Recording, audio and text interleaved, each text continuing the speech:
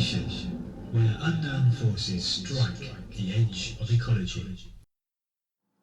I've always had a bit of an interest in radio and hearing oddities on radio, and it all goes back really to the 90s when I owned a scanning radio, which you can still buy, but they're not quite as relevant as they were back then because everything's kind of gone digital nowadays. But originally with mobile phones, for example, you could actually listen to mobile phone conversations, and I didn't make a habit of doing that, and it was illegal at the time. But you could, because they were broadcast over an analog radio frequency around about the 920 megahertz mark, and it was very interesting and sometimes a little bit too addictive. And scanning radio is perfectly legal. You could buy them in the UK, and they were legal, I think, in the States as well. I think most of them were developed in the States, and essentially they were like an FM radio or medium wave radio, but it extended the frequency range that you could listen to right up to about 1,000 megahertz, sometimes even way beyond that. And you could therefore listen to all these channels and frequency ranges that gave you very strange, eerie, mysterious radio sounds. And a lot of the time you could actually find out what these sounds were because you could buy books, such as in the UK, you could buy the UK scanning directory. And I'm guessing that's still going today, but most of it's probably online now. You don't really need a big book. And you could find out what these frequencies were for, and you could find out what the sounds were about, and who was broadcasting it, and who owns the space, and who allocated it out, and all this sort of thing. It was very interesting. And I really listened to it mainly because I was interested in things like police radio and listening into air traffic control. And it's mostly used for ATC, air traffic control, because that's where you can listen to the pilots coming in to land and take off at airports, large airports or even small airstrips. And it is quite interesting actually, but I must admit I did tend to listen to the police a little more. And interestingly, it's a bit of a grey area really with the law, but in the UK I think it is illegal to listen to police radio frequencies, and it's not something I do now. I only did it, like I say, a little bit back in the 90s. And I think in the States it's perfectly legal, and it's very common for truckers, etc., to just be tuning into police radio. And you could even download apps on smartphones where you can just listen to American police radio stations, channels such as Chicago and LAPD, NYPD and stuff. And it's very interesting. It's a very different policy in the UK about that. It's much more secretive. And I think now, particularly because they use Tetra and more digital means to communicate, you can't hear it anyway most of the time because scanning radios can only pick up analog frequencies. But I think there are still some police radio channels that are broadcast over analog means, over medium wave. I think perhaps the traffic police still do a little bit of that because it's longer range, perhaps a bit more reliable. But I'm a little bit out of date when it comes to that tech. I was very on the ball about that about 5-10 years ago, but things are moving so fast now. I wouldn't be surprised if they mostly just use mobile phones, to be perfectly honest. But that's where we're at.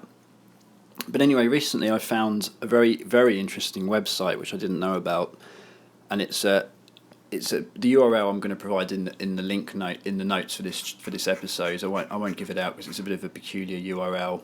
It's for I think it's a Dutch university, and it's an amateur radio club, and they've basically put up and I have to admit, a lot of the actual technology I'm a little bit sort of unsure about. I'm just trying to get my head around some of it. It's very interesting stuff, but from what I can tell, they've basically set up a scanning radio, but on a computer, and given it some internet connectivity, and basically multi-threaded it to the point where multiple users can use it simultaneously and tune in, listen to different radio frequencies. And I think you can have hundreds of people tuning in at any one time, playing around with the radio on the website via a Java applet or HTML5 applet. And you can basically just interact with this radio remotely, tune into all these really cool, interesting shortwave frequencies, and just basically get an idea of what's going on out there.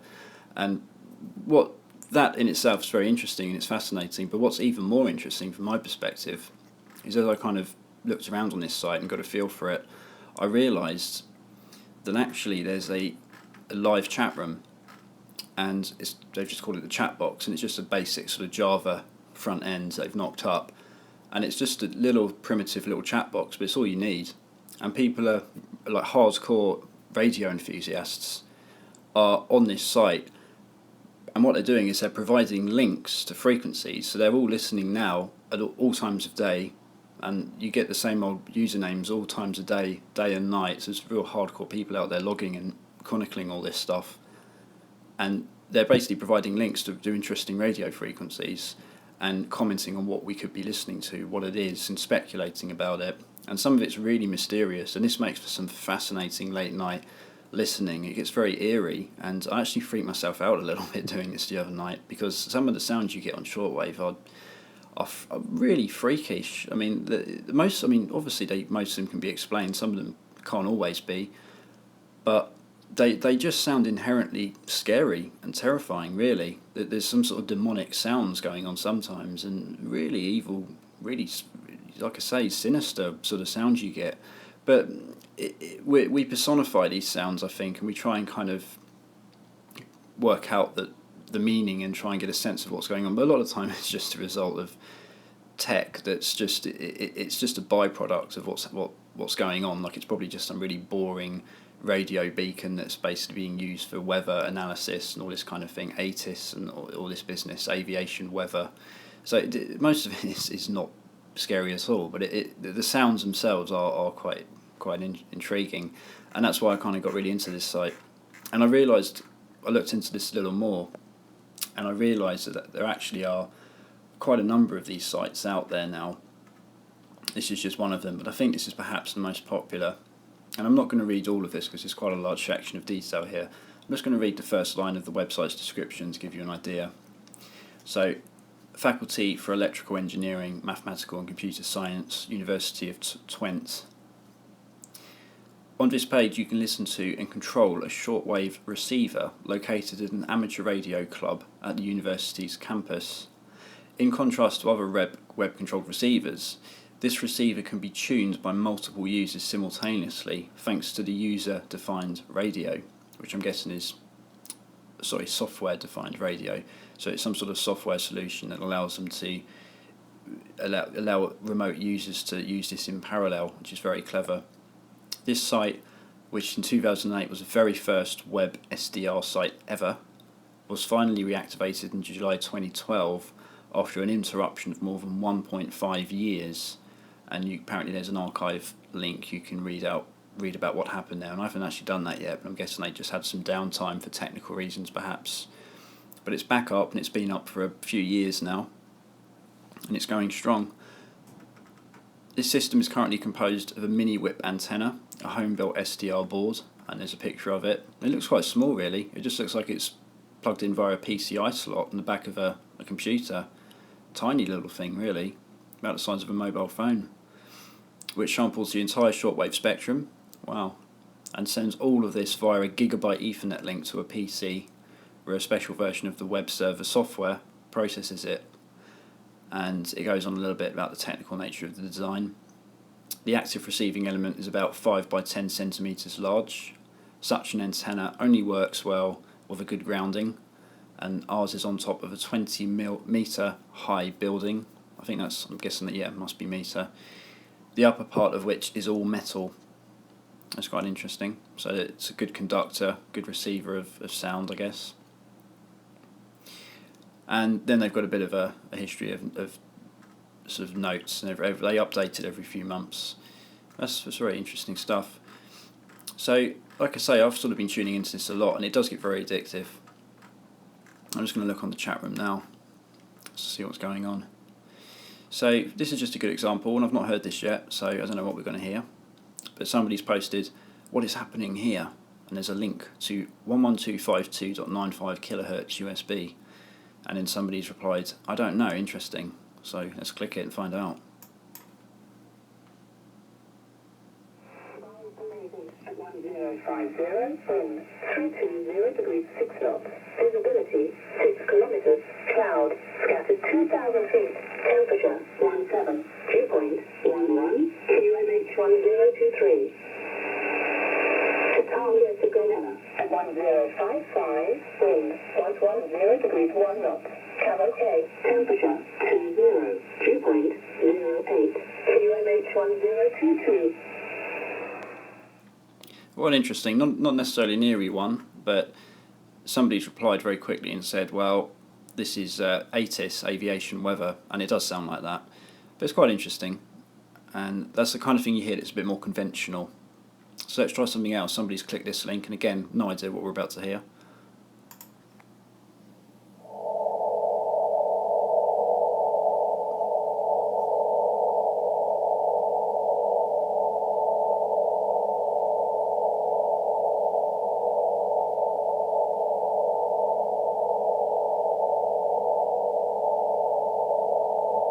And then they've also provided this link.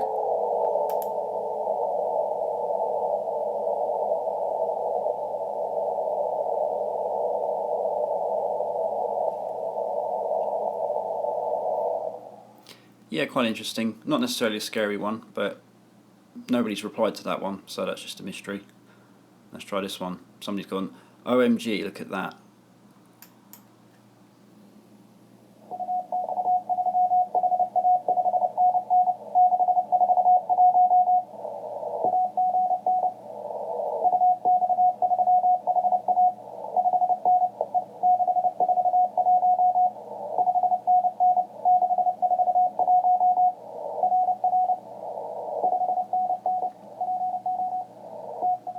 So it sounds like Morse code to me. So that's apparently Morse code's still going strong out there. But it's probably a bit of a myth that Morse code's archaic tech. It's certainly still used, I think, particularly by the Russians and various other sort of Eastern military factions.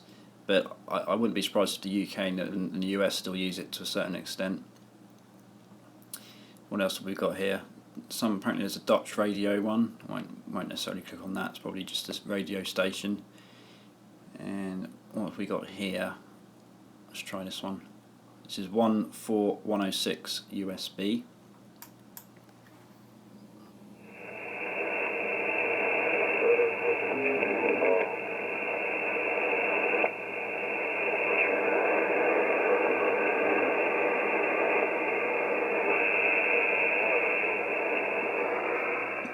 It's a bit abstract, that one. Just sounds like interference to me. I think there's a slight voice. They've described that as Olivia.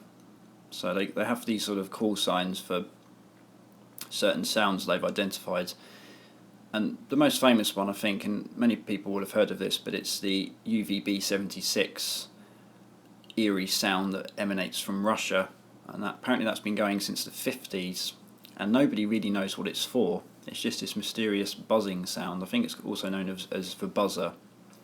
And it's just this buzzing sound that goes on for a series of minutes in quick succession, and then it stops. And it's just been coming out of Russia, like I say, for 50 odd years now. And there's a whole, I mean, we could probably do an episode about the UVB-76 mystery, because it's very interesting stuff. Lots on YouTube about it, but there's a lot of eerie stuff about that. Like there's a lot of evidence to suggest that it's actually being transmitted via an open microphone. So in other words, there's literally a physical microphone on a table recording the sounds of a machine making a buzzing noise and then broadcasting it, which is very primitive and kind of a weird way to do things. And presumably it's the same setup that they had when they originally started it in the 50s. This is very strange, and there's been instances where people have recorded people in the same room having a conversation as the buzzing sounds are going off, and also apparently a very strange one where Swan Lake was being played in the background, some music. So very, very bizarre, and some analysis was done, and the crew went to the location where they expected it to be being broadcast from. They worked out, I think, via some triangulation where it was coming from, and it was an abandoned building that hadn't been used apparently by the Russian military for a number of years. Very, very strange, like I say. It's quite eerie. And also there's one that's, I can't remember what they call it now, but the Americans do like a sort of fail-safe early warning detection system that apparently just is like all their nuclear bombers have to sign in via some sort of call sign every day, and it comes through over the same frequencies, and when you know what it sounds like, you hear it and you know what it is every time. So what else have we got here? And like I say, what makes this really good is the chat room, because people are doing the hard work of going through this entire radio spectrum, trying to find eerie and interesting sounds. I'm doing this on a Sunday morning, so there's quite a few people on the chat room. What's this one? 6095.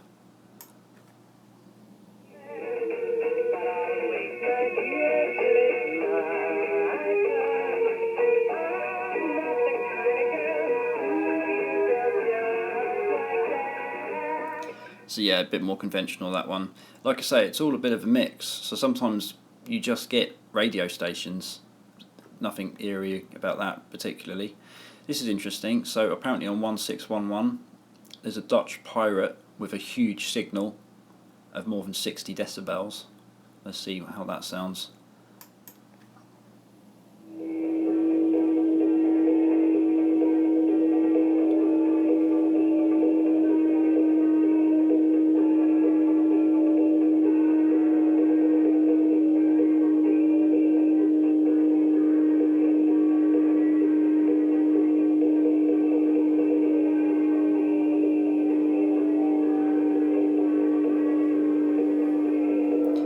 Yeah, it's very strange. I mean, that kind of sounds over-modulated. It's, like I say, it's coming through at a very huge signal rate, massive amount of power behind that broadcast, but not really much to it, just some strange techno-style music. So obviously there's some sort of pirate station. And then we've got Radio Amigo, which is a German pirate station. It's a slightly different one.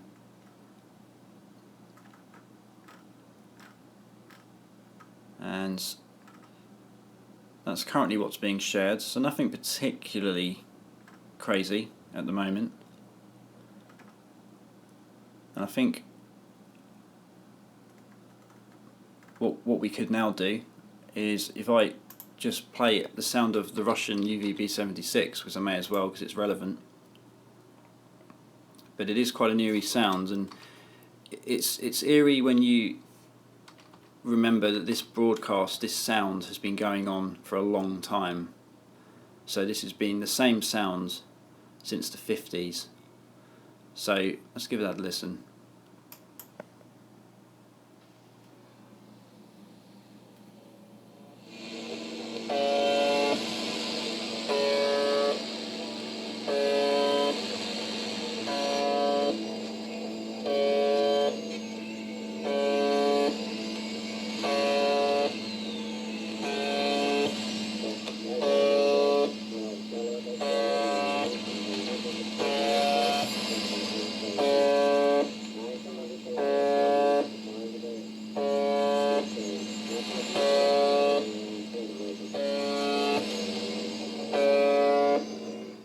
There you go. That's UVB-76 for buzzer, and like a lot of the speculation. I mean, this particular YouTube video, which is just a random video I've clicked on, and the user has put a Russian number station which broadcasts a single buzzing monotonous note 25 times a minute every hour. 1 minute before the hour, the tone changes to the manner it does in this clip. So there you go. And it's like all these things. If you're in the Russian military and there's some reason why you need to know about the buzzer, it's probably all very explainable, but it's a mystery to those that don't know about it and don't understand what it's there for, and it's quite an eerie one. So that was just a brief look really into the world of, well, I guess web-based SDR is what it's known as now, to give it its fancy term. But it's very interesting stuff, and the best way to sort of go about this is to go on the site yourself one late at night. I find is always the coolest time to do it, and just click on the links in the chat box and just freak yourself out, basically. Some people won't be at all freaked out by this, but I've always just found radio sounds quite eerie. There's a sort of archaic element to them, the unknown, the mysterious, because you don't know where they're coming from, and they have this sort of kind of otherworldly sounds, this sort of odd element to them, this sort of ethereal element to them, and so I've always found them very interesting, murky. So there you go, and I'll provide the link in the notes for this episode, so give it a go. To use the site, you'll need to have Java installed. I mean, I think practically everyone has Java nowadays, so it shouldn't be a problem. Works best, I think, on Mozilla or Firefox or Chrome browsers. I'm not sure if it works well in IE. So there you go.